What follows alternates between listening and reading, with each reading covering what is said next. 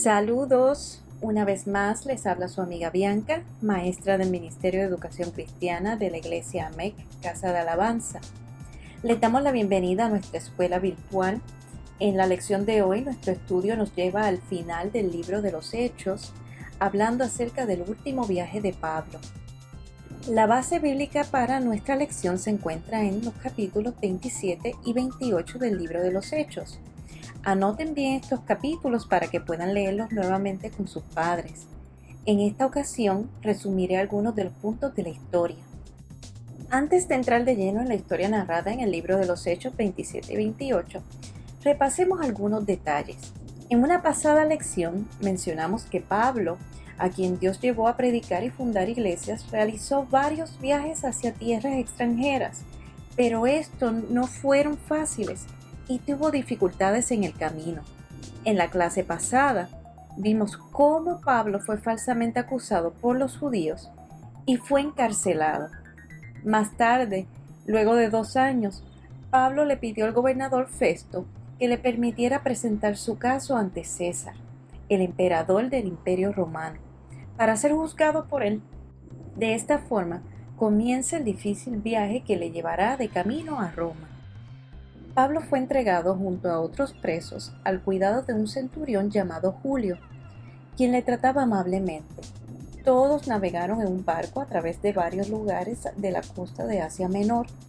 Desde Cesarea Marítima llegaron a Sidón y luego zarparon hacia Mira, en Licia, hasta llegar al puerto de Lasea, en la isla de Creta, en el Mediterráneo, desde donde pensaban navegar directamente a Italia. Tomó varios días llegar a Creta, ya que el viento era contrario y les impedía llegar al destino sin dificultad. Fue entonces cuando Pablo da una palabra de advertencia y les indica que de continuar el viaje, este sería uno peligroso. Tendrían pérdidas tanto del cargamento como de las vidas a bordo del barco. Pero el centurión no prestó atención a las palabras de Pablo. Confió más en el piloto y en el capitán de la nave que en las palabras de él. Más tarde, un fuerte viento huracanado llamado Heroclidón arrasó con el barco y les desvió del camino deseado, y por días se encontraron navegando en medio de una tormenta. Entonces Pablo les dijo: «No se preocupen, porque ninguno de ustedes va a morir.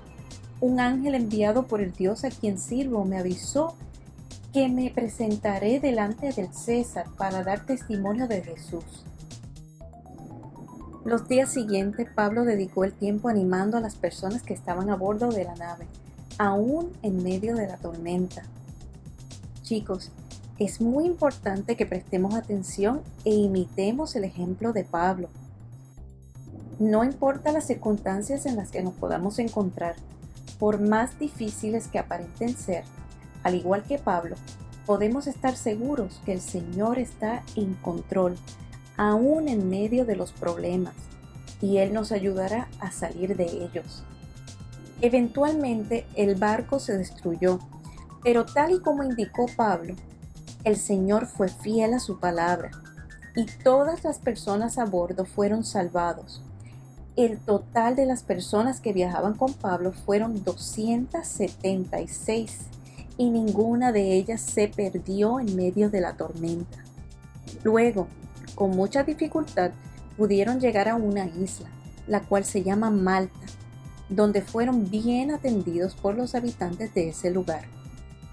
Pablo y el resto de la tripulación permaneció en Malta durante un periodo de 3 meses. Durante este tiempo a Pablo le mordió una serpiente venenosa. Cuando esto sucedió, algunas personas quedaron a la espera de que muriera, pero no le pasó nada.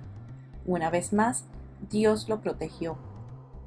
En la isla había un hombre llamado Publio, quien era una persona de gran importancia en ese lugar, el cual recibió y hospedó a Pablo por 3 días. Y como el padre de Publio se encontraba gravemente enfermo, Pablo oró e impuso sus manos sobre este hombre, y el Señor le sanó.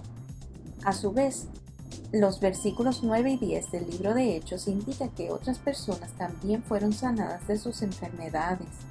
Chicos, hay ocasiones en que el Señor puede permitir que una tormenta llegue a nuestra vida solo para llevarnos al lugar en el cual seremos de bendición a otros. Pasado un tiempo, pudieron llegar a Roma. Estando allí, a Pablo se le permitió vivir en una casa alquilada bajo la custodia de un guardia, y no en una cárcel. Durante los 2 años que vivió allí, Pablo recibía visitas a quienes les compartía la palabra de Dios y el mensaje de Jesús. Aún encarcelado, el Evangelio se siguió anunciando en Roma, abiertamente y sin impedimento. Hasta aquí hemos completado el estudio del libro de los Hechos. Durante este tiempo han podido conocer sobre el inicio de la historia de la Iglesia y cómo el Señor utilizó a hombres y mujeres para llevar el mensaje, aún en momentos de dificultad. Gracias a aquellos que aceptaron el llamado que el Señor les dio, la Iglesia fue creciendo y el Evangelio se extendió en varias ciudades importantes de la época en que vivió Pablo. Todavía hoy día sus testimonios nos bendicen y nos animan a seguir sirviendo a otros aún en tiempos difíciles. La Iglesia fue y sigue siendo movida por el Espíritu Santo y la fe de que Jesús, el Hijo de Dios, quien vino a nosotros para salvarnos de la muerte espiritual. Aún queda mucho por hacer. Debemos continuar con la encomienda que Cristo asignó a su Iglesia, la cual es el anunciar el mensaje de Jesús a los pueblos de la tierra y mostrarles que Él es el Hijo de Dios y nuestro Salvador. Bueno, chicos, hemos llegado al final de nuestra lección y, como de costumbre, antes de despedirnos, haremos una oración. Acompáñenme. Amantísimo Padre, gracias por tu amor, porque tú nos amas como ninguno. Gracias por Cristo, por su sacrificio. Gracias porque en tus manos tú nos haces instrumentos útiles para llevar las buenas nuevas a otras vidas. Gracias por las vidas que han escuchado tu voz y han aceptado el llamado que pusiste en sus manos para que lleven tu palabra a otros y puedan ser salvos.